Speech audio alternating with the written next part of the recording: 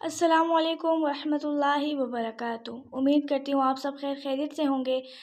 आज का जो हमारा सबक है वो है इजहार का कायदा।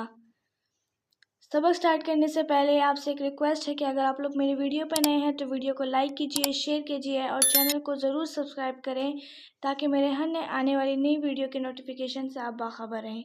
चलिए आइए सबक स्टार्ट करते हैं। बिस्मिल्लाहिर्रहमानिर्रहीम।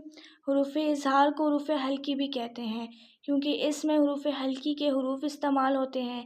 ये कुल 6 हरूफ हैं। हमज़ा, ह, आइन, ह, गैन, ख।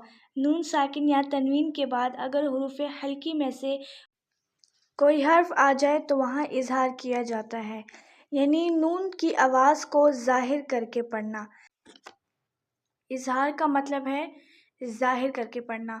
कुरान से मिसालें, मिन आमना, मिन आमना।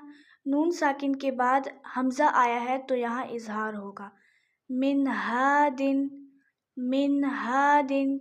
नून साकिन के बाद हा आया है, यहाँ पर भी इजहार होगा। समीउन अलीमुन, समीउन अलीमुन। तनवीन के बाद आइन आया है, यहाँ पर भी इजहार होगा। मिन हकीमिन, मिन हकीमिन। नून साकिन के बाद हा आया है, यहाँ पर भी इजहार होगा। उम्मीद करती हूँ आप लोगों को इजहार का सबक समझ में आ गया होगा।